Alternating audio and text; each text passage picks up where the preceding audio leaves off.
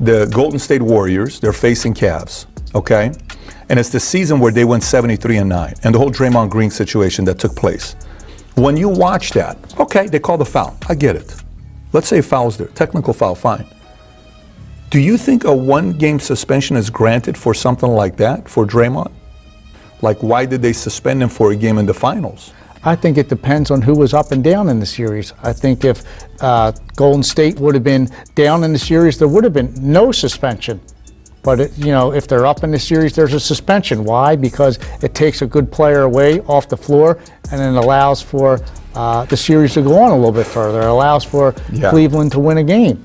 Visiting a play where officials didn't even call a foul on, and to reach this decision under those circumstances, to me, is really, really annoying. And I want to also say that, when we talk about the NBA and this issue of transparency, I think that Adam Silver and Kiki Vandeweghe and the league office need to take a hard look at this, because it's one of those situations where we clearly believe that the NBA appears as if in some way, shape, or form they're trying to manipulate the series. Push this to a game 6 or a game 7. I'm not saying that that's literally what they're trying to do, but it clearly gives that appearance. And this is the kind of thing that they wanted to eradicate, particularly in the aftermath of the Tim Donaghy scandal from years ago. They wanted to eradicate such notions. They wanted to make sure that there's something that none of us thought about, which lended itself towards the issues of transparency that they wanted to throw out there. Well, this is a bit too transparent, and when you add into account the fact that it was retroactively exercised, it's just annoying to the highest degree. This is the NBA Finals. Now, there's no secret to how scripted the RBA is at this point. I mean, it's pretty much like normal now, as like drinking a glass of water. I gotta get better at drinking water, cause them Pepsis be buzzing. But anyway.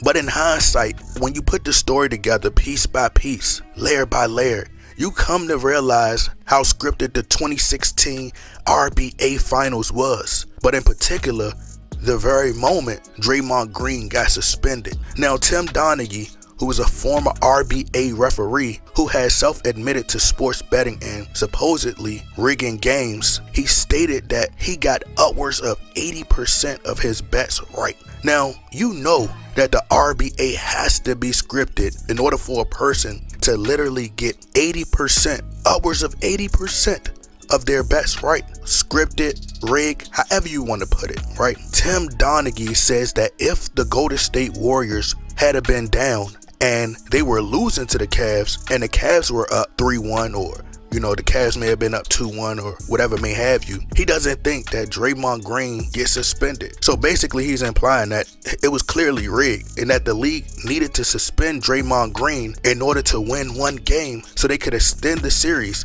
to a game 7. Now, a lot of people don't know how to read in between the lines, and their comprehension skills are trash. But this is why you come over to this channel, because we connect the dots. We are the detectives of the RBA. Obviously, if the Cavs were up and the Cavs are winning, why in the hell would they suspend Draymond Green, especially if the Cavs are already up? I mean, why would they do that? Just to be petty? But Tim Donaghy also gives the impression that all it took was just one game to swing the momentum and play it at a game-by-game basis so they could push it to a game 7, as if it's not scripted. But my theory is it was scripted from the beginning, the entire series. And what I mean by when I say scripted since the beginning, I mean from the beginning of the season. They already knew the script. The Golden State Warriors knew the script.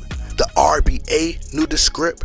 And anyone in the RBA world, in terms of sports media, the ESPNs of the world, the Fox Sports of the world, these TV personalities, it's pure entertainment. So these sports news anchors, their job is to sell the illusion that your favorite team or the team that you are rooting for actually has a chance to win. They already know which team is going to win. It makes you buy into it and make you want to watch. They already know that this is theater. Now, Skip Stradamus Bayless mysteriously somehow predicts that the Golden State Warriors will break MJ's Bulls' most regular season wins.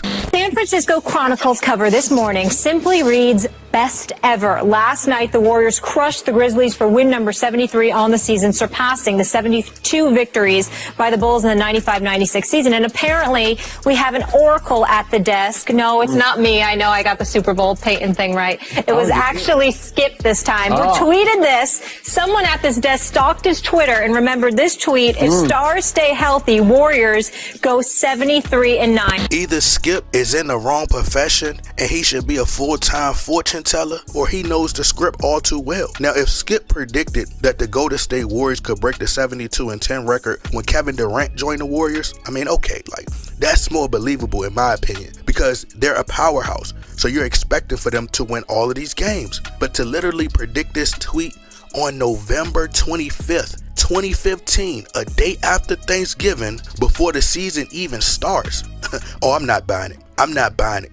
But let's dissect this a little bit more. You know, since LeBron James was a rookie, he has been getting these Michael Jordan comparisons, hence why they chose for him. He loves to say he's the chosen one, but hence why they chose for him to wear the jersey number 23. He then does Space Jam 2. He's always breaking Jordan records. They love to put that to the forefront. You know, then he plays for the Cavs, who MJ often had rivals with, and the media has forced us to think that he's number 2 greatest of all time behind Michael Jordan. So all this is being orchestrated by design. But the media has been manufacturing these narratives and these selling points from day one. So in 2016, Steph Curry is built up. He revolutionized the game, ability to consistently and effectively make three-point shots at a very high rate. Pay attention, ladies and gentlemen. He wins the unanimous MVP, which no other player has ever done before in RBA history. The Warriors also are able to break the Bulls record for most wins in the season by going 73-9. They were the only team that was ever able to achieve this. What a coincidence. So what better way than to lead people to believe that LeBron James could be better than Michael Jordan is by having LeBron James defeat the team that broke Jordan's record. He defeats the RBA's the first and only, by the way, unanimous MVP. Now the Warriors also came back from being down 3-1 in the Western Conference versus the OKC Thunder, which would then add to the Golden State Warriors' impressive run. All this is making LeBron James' story more compelling to help his GOAT case, and it only could happen in a fairy tale book. There's a reason why no team in the RBA Finals has never came back from being down 3-1. There's a reason for that. But LeBron James is just the greatest of all greatest that he's able to pull a 3-1 comeback. But Draymond Green kicks Steven Adams in the nuts, and the league has to let it slide in the Western Conference Finals, because if they don't, then what reason would they have to suspend Draymond Green in the RBA 2016 Finals? It was a ripple effect. So then here we are. Draymond Green and LeBron James gets to join back and forth. LeBron James intentionally throws Draymond Green to the ground and then proceeds to step over top of Draymond. LeBron James, he initiates it, but Draymond is the one who gets suspended. Now, if you allow Draymond to get away with kicking Steven Adams in the Western Conference Finals, think it's a great decision to suspend him, their best defensive player. And remember, defense wins championships, right? He was literally their anchor defensively. You know, so the Cavs pull a 3-1 comeback, and now the media can further convince us how this run helps LeBron James' case for being the GOAT by defeating a 73-9 team. Now, what led me to believe that Draymond was in on it was him literally waiting to embrace LeBron James and hugging this man after he literally threw Draymond Green on the ground that steps over top of you. Has you suspended, then they came back and defeated you on your home floor. Has your locker literally smelling like champagne, and you want to be best buds with this man?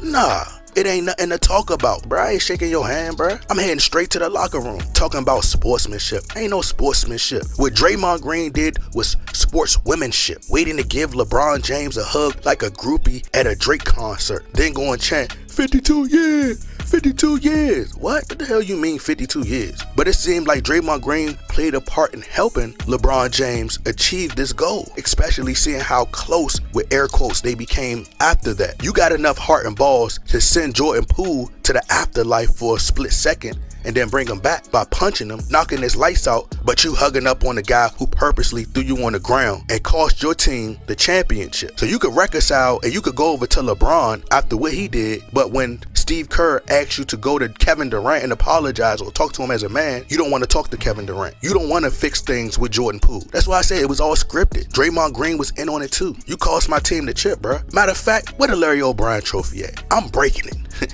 I'm breaking it. If I ain't winning, ain't nobody winning the championship. Well, scratch that, because they can make another one. But I'm taking the trophy, and me and my team gonna enjoy it. We gonna enjoy this trophy because we were supposed to win this championship anyway. They cheated us. But as I said, all this is scripted. It's just too good to be true, you know, because just think about it. But hypothetically, if Kyrie Irving and Kevin Love don't get injured, and let's say the Cavs win in 2015, then most likely they were going to win again in 2016. They would be riding that momentum. There would be no Cavs comeback from being down 3-1 in 2016 if they won in 2015, in my opinion. Kevin Durant then doesn't join the Golden State Warriors, and it literally has no storylines to keep building on even further down the line.